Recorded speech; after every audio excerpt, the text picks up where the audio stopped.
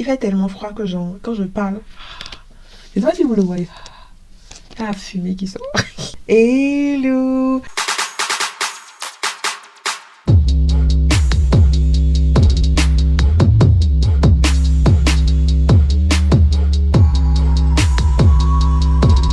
J'espère que vous allez bien. Moi, je vais très très bien. Aujourd'hui, nous allons nous plonger dans l'histoire d'un autre roi emblématique du Dahomey, plus précisément de Rogbonu, actuel Porto Novo. Il s'agit de, roulement de tambour, Tofa Ier. Avant de continuer cette vidéo, n'oubliez surtout pas de liker, de commenter, de partager et d'activer la cloche de notification. Ça parlera encore de la colonisation, avec des thèmes qui ne vous plairont sûrement pas. Je vous demanderai donc de ne pas continuer cette vidéo si vous êtes dans le cas. Je ne peux débuter sans débuter par le commencement. Tautologie. Cette histoire se passe dans le royaume de Rogbonu, qui est actuellement la ville de Porto Novo.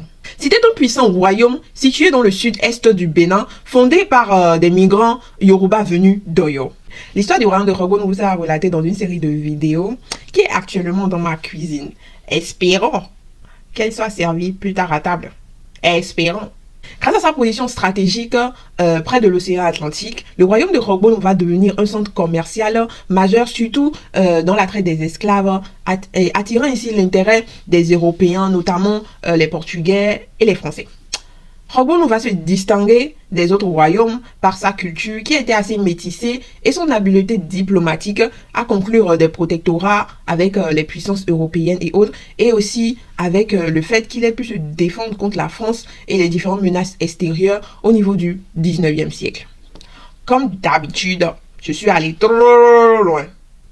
Allez, reviens en arrière. Je vais d'abord définir ce qu'est le protectorat parce que j'en parle dans plein de vidéos. Et moi-même, à un moment donné, je me suis dit, mais c'est quoi protectorat? Il est temps que tu définisses ça pour que ceux qui suivent tes vidéos puissent savoir ce que c'est.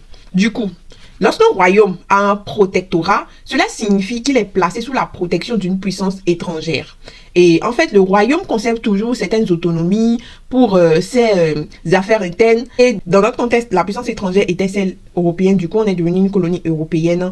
Et eux, ils vont contrôler les relations extérieures et parfois d'autres aspects stratégiques. Revenons maintenant à l'histoire de Tofa Ier.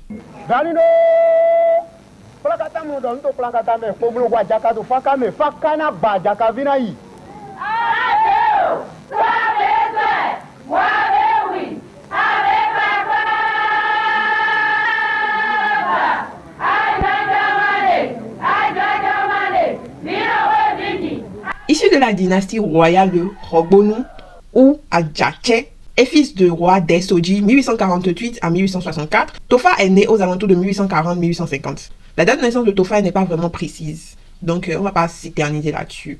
Et il est né dans le royaume de Rogbonu. Il va grandir dans un contexte de tensions politiques, de rivalité avec les royaumes voisins et surtout avec Abomey, Alada et Oyo, ainsi que les puissances coloniales européennes comme la France, l'Angleterre, l'Allemagne, le Portugal, etc. Son père va voyager en 1864, c'est ce qu'on dit quand les rois... Dans l'ordre de succession, c'est normalement lui qui devrait prendre sa place. Mais il sera évincé par Mekong. Dans cette période-là, lorsqu'on te fait coup d'état, tu es obligé de fuir et de t'exiler pour sauver ta vie et te cacher même dans la brousse. Il s'est donc exilé à Tori, puis a migré vers Lagos. Puisque c'était la période coloniale, c'était les Anglais qui avaient pris Oyo et consorts, parce que Lagos et Oyo, c'était pratiquement la même zone. Et les Anglais n'aimaient pas la gestion de Mekong, où ils voulaient avoir un protectorat sur Porto Novo ou Rogbonu, et essayaient donc de le convaincre pour qu'il puisse défier Mekong et récupérer son héritage. Se sentant alors soutenu par ses forces externes, venant d'ailleurs et ayant un soutien de certains membres de son royaume, il va donc se rendre à Abomey et voir le roi Dada Glede-Kinikini qui régnait à ce moment-là sur le royaume de Dahomey. Tout ce qui se passe là, c'est des années, des mois, et donc c'est pas des trucs genre aujourd'hui, demain, non. On est en train de parler en termes de mois et en termes d'années. Comme le temps passe et que Tofa est en exil, Mekong a fini par voyager et a été succédé par Demessi. Puis Demessi aussi a voyagé et devrait être succédé par son fils Sonyingbe. Durant tout ce temps, Tofa est en train de préparer son retour au trône de plusieurs manières possibles avec ses nouveaux alliés, c'est-à-dire le royaume du Dahomey et les Anglais, genre des deux côtés. Ce qui fait qu'en 1872, il débarqua avec plus de 200 soldats du Dahomey et chassa Soyingbe qui était en pleine succession. Il devient donc roi le 16 septembre 1874.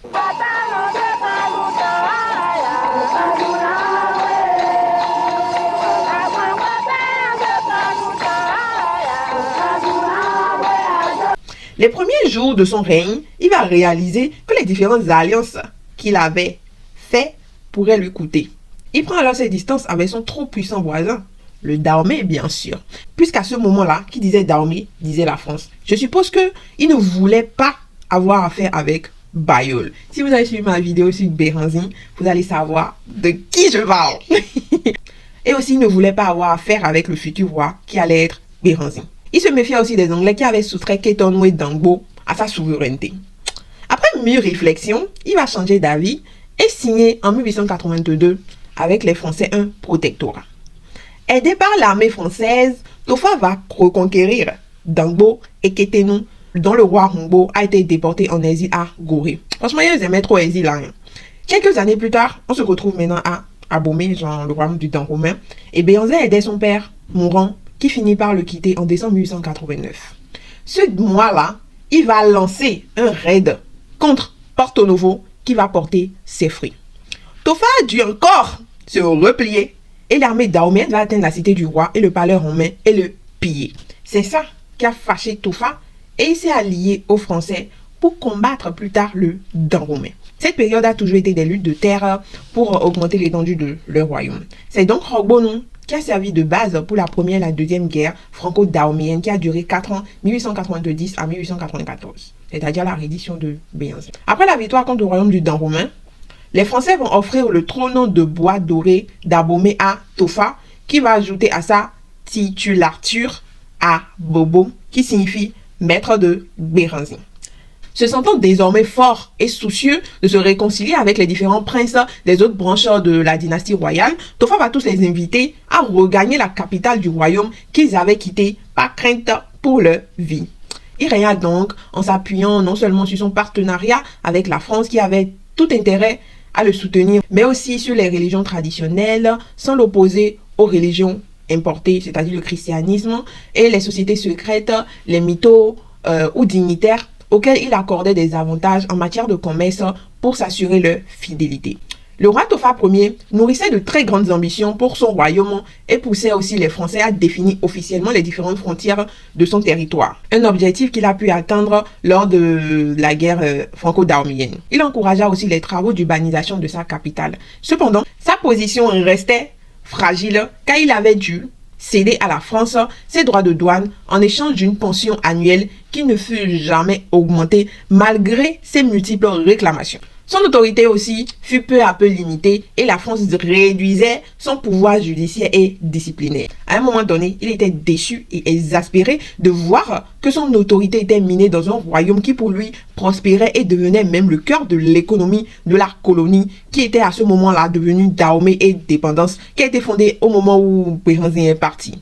Tofa a donc décidé courageusement de contester les différents accords qui le liaient à la France tout en réclamant leur révision complète. Face au refus des Français, il va exprimer publiquement son opposition et résister aux interventions des gardes et interprètes s'opposant aux différentes réformes judiciaires et aux douanes et aller même protester contre l'impôt de capitation. Il soutenait également les mouvements de protestation contre les différentes taxes commerciales vers la fin de sa vie. Malgré sa détermination, Tofa ne pouvait rivaliser avec la puissance coloniale, d'autant qu'il n'avait pas de soutien des Afro-Brésiliens alliés à la France, ni des musulmans qui, bien qu'importants pour l'économie, restaient en marge de la vie politique. Il y aura une petite histoire par rapport aux Afro-Brésiliens pour comprendre pourquoi ils se sont retrouvés à Porto Novo. Toute une vidéo complète sur ça. Tofa mourut donc le 7 février 1908, 2 ans après Béhanzin. Malheureusement, après sa mort, Le contexte colonial a favorisé la mainmise sur la royauté des descendants de Tofa Ier, ne respectant plus l'ordre qui a été établi et instituant une autre forme de succession au trône, en l'occurrence celle de père en fils, jusqu'en 1976. À sa mort, Porto Novo va être annexé par la France et va être attaché à la colonie du Dahomey. Je viens de terminer vite fait l'histoire de tout ce que Tofa a fait depuis sa naissance jusqu'au moment où il est parti. J'essaie de résumer sa façon de penser, sa façon d'interpréter avec le colonisateur. Finalement, il a vu qu'on était en train de le chef. Oui, je sais pas comment dire, j'ai oublié le mot que je vais utiliser. Mais quand même, il s'est battu aussi. Il a fait le masse. Forcément pas comme Béhanzin qui était vraiment quelqu'un de têtu, mais lui, il avait d'autres objectifs par rapport à Béhanzin. Un petit bonus de cette vidéo parce que ça se voit clairement que ça sera pas long. Une anecdote d'un jour de guerre à Rogon. Je vais vous montrer mes talents d'acteur. Un jour, alors qu'il était paisiblement assis sur son trône, fumant sa longue pipe dorée, pendant que soufflait dehors un vent froid d'harmattan, il entendit frapper à sa porte. « Qui frappe à la porte royale ?» dit le roi d'une voix impérieuse. « C'est toi? Je te connais ?» Vite, Tofa entra dans sa petite chambre de gris-gris, plonge les mains dans de l'huile, serre ses amulettes de guerre et sort pour la bataille. L'étranger est déjà à sa rencontre. Le visiteur est un homme très maigre, d'une haute taille, les cheveux en broussailles, les yeux brillants de feu. Il se jette sur Tofa et veut l'emporter. Agbeti, l'agbe homo rio do agbeti. Tofa double et redouble ses forces. Fatigué, il met le dos contre le mur et regarde le tonnerre, les yeux brillants de feu. Tofa prononce des paroles incantatoires. Agbeti tietie, kubadi magmonkon, nye aolo chakachoko, nye janta, amanonta weta, anoweta, alors mon oblidan, au fagbe. Ces mots magiques troublèrent l'ennemi qui disparut dans un grand bruit de tonnerre. Tofa fut le vainqueur, mais son dos portera toujours une marque indélébile de la terrible bataille.